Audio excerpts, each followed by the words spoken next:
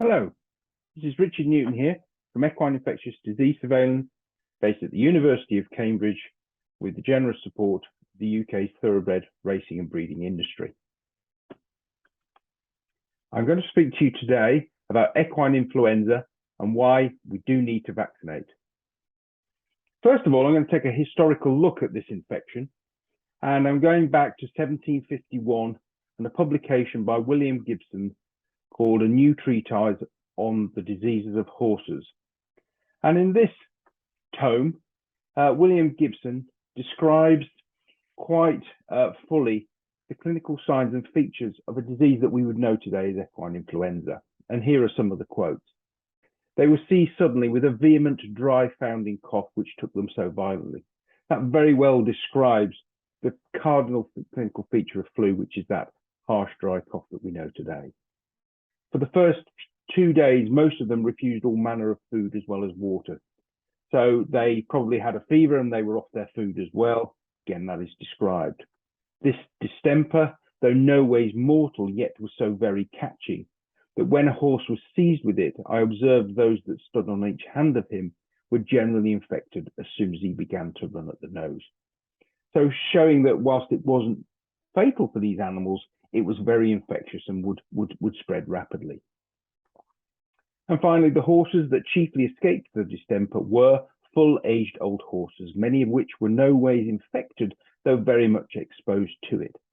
So that is what we would understand today, older animals that have probably been infected and therefore are not affected by the infection or the disease, although they can be in amongst other horses that have it. So those historical features are that the infection is highly contagious, affecting the respiratory tract, predominantly in younger animals, and over history we've known this particularly in young racehorses. It's characterized by fever associated inaptitude, a nasal discharge, and that feature of the cough. Usually there's low case fatality, and over the years it's been known by a number of different names: infectious bronchitis, epizootic cough, or sometimes named after the centres, the racing centres where it has occurred: Newmarket, Gulfstream, Hopton Garden cough. Occasionally, major outbreaks were seen in history, and these had a profound effect on society. And one in particular was the Great Epizootic of 1872, which occurred in the USA. And as these images here show, if we look closely, these are trams and fire trucks that would normally be pulled by horses at this time in history, but there are no horses in these images, and that's because they were struck by this great epizootic, and therefore they relied on human power instead of horsepower, and therefore it had a profound effect on society at the time. And as this image here shows, it actually spread across the continent of North America very rapidly, starting in the October up in the northwest, probably coming in from Canada, spreading down the eastern seaboard and across in several waves into the springtime. And a feature of this was the profound coughing that really affected these animals. So why would coughing be a feature? Well, if we look at the damage that equine influenza causes within the horse, this is targeted within the airways, the upper airways, and in particular the trachea. This is normally lined with what we call normally ciliated epithelium, cilia being the Latin for eyelash, and the wave-like motion of these lashes acts to move mucus bacteria and other debris through something called the mucociliary escalator, and helps to clear the airways and keep them clean.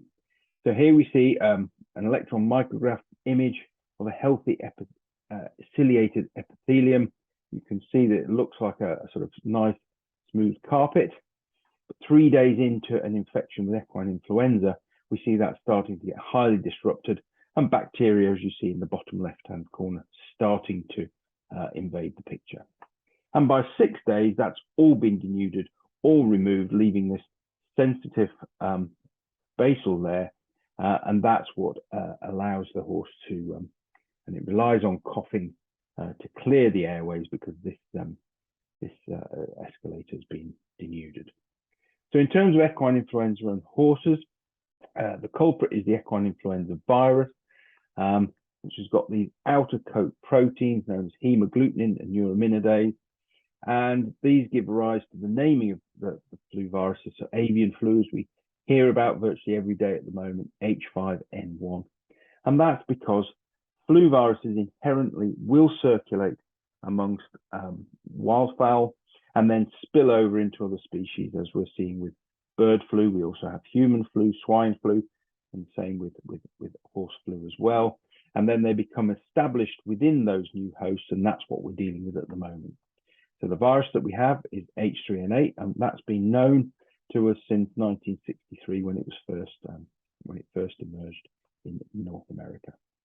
In history, we know of another virus, H7N7, first isolated in 1956, but by about 1980, that's been largely eradicated from horses, and we don't see that at the moment. But this does beg the question that in history, we probably had other strains, such as that which caused the Great Epizootic in 1872, but we don't know what that virus was, and it's probably gone extinct by now anyway. But it does throw open the possibility that we may see future major outbreaks if we do see viruses getting into horses, becoming established and readily transmitting between susceptible animals. So if we look at H3N8, we can track this over time, all the way from 1963 to the present day.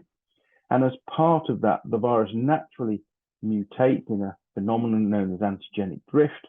And this has led to periodic need to update vaccines in order to protect against this infection.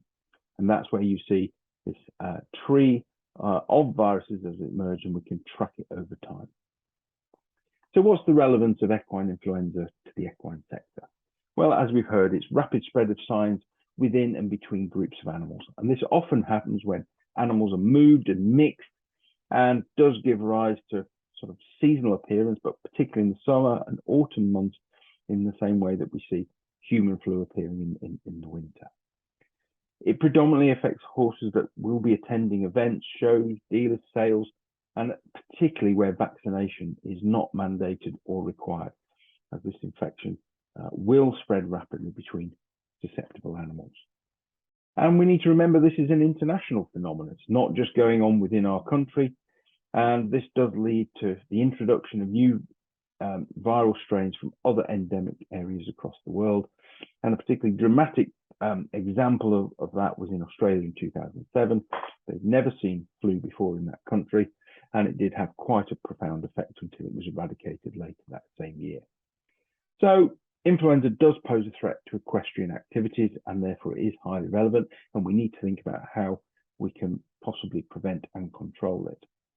So looking at equine influenza infection and the basic concept, it's quite simple, really. We have healthy susceptible animals. When they meet the infection, they go through a fairly short incubation period before they develop signs. They're also within a very short latent period, so they're not immediately infectious. But as those signs develop, they do become infectious, and they're infectious for around 10 days. But by then, the immune system starts to kick in. They clear the virus, they recover from their signs, and they become healthy and immune. And over a matter of months or perhaps years, that natural immunity will start to wane and they become susceptible again. So the signs are fever, cough, nasal discharge, and inappetence. But we must remember with equine influenza, unlike other infections, such as with strangles, where there is a carrier state, or equine herpes, where there's latent virus that can re-emerge, flu does rely on chains of transmission. So infectious horses transmitting it to susceptible animals, and that chain of transmission continuing over time. And the way that we try and break that is by trying to transfer animals from this healthy susceptible yellow group on the left over to the healthy immune group in the right. And the way that we do that is through vaccination, by inducing immunity and thereby avoiding clinical signs, avoiding horses becoming infected and infectious, and therefore breaking this cycle, this chain of transmission that we see. So turning to this R0, the basic reproduction number, which we will all know a great deal about after COVID. Just to remind you, this is the number of cases on average that one case of equine influenza will generate over the course of its fairly short infectious period in an otherwise uninfected population. And the importance of that is that where R naught is greater than 1 and quite a bit greater than 1, then that's where we will see chains of transmission extending rapidly and we can see a propagating epidemic. If through different actions we can get R naught down below 1 and ideally well down below 1, then those chains of transmission will die out and it may well lead to the extinction of the disease. So turning our attention back to vaccination and this schematic, what vaccination will effectively do is reduce R naught. It will reduce the likelihood of seeing an epidemic, but it will also increase the likelihood of extinction. But what we need to remember is that actually vaccination is good, but it's not absolutely ideal. And it doesn't guarantee that we will see either, particularly if we don't actually vaccinate at an appropriate level sufficient that we can actually bring about this type of extinction. So let's think about the vaccine that would be ideal. You know, where does the ideal vaccine sit? Well, if we had such a thing, it would induce rapid immunity with immediate protection after only one dose. It would be effective in that every horse that was given it would be protected. It would convey long-lasting, ideally lifelong immunity, and it would be safe. There'd be no adverse events in any animals that were receiving it.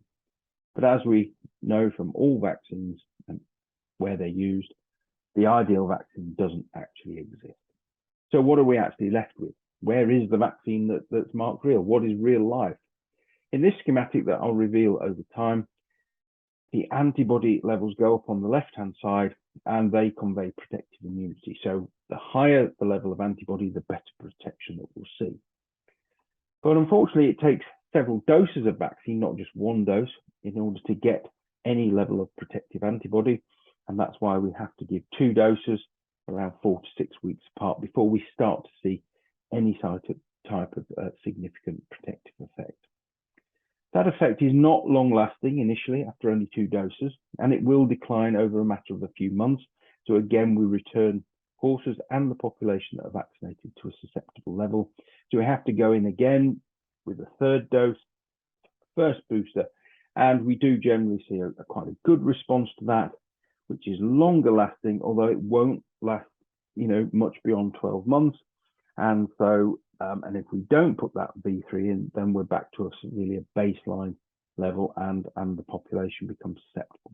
So we need to go in and revaccinate, V4 being this boost idea of a booster that we have to keep giving in order to stimulate the immunity, which does decline over time. But vaccines are still very useful, and that's what we do rely on to break the chains of transmission. So EI vaccines induce measurable antibody that correlate with protection against infection. And they also protect against disease. But we have to remember that antibody levels decline with time since vaccination. We do need to boost. We also actually see some variation in individual horses' vaccine responses, as demonstrated bottom right here. Not all horses will respond in the same way, and we do get some that are really quite poor responders.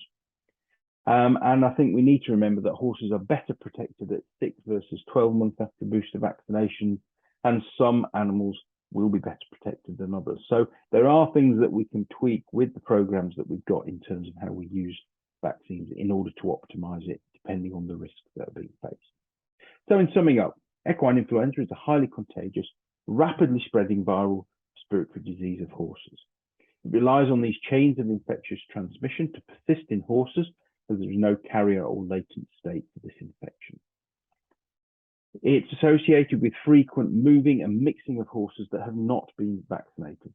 And that provides ideal conditions for the transmission and then the dispersal, dissemination of infection into new populations where they may well be susceptible. Vaccination is and has been used to prevent and control equine influenza reasonably effectively. So equine influenza will mainly affect non-vaccinated horses, but can occur in vaccinated animals as well. And that's what we need to be conscious of, and that's why we require surveillance. And this does lead to the fact that vaccine viral strains do need to be periodically updated. So whilst it's not a perfect picture, the take-home message is that vaccine and vaccination against equine influenza is very, very useful, and that's why we should keep doing it. So thank you very much for listening, and I look forward to seeing you again.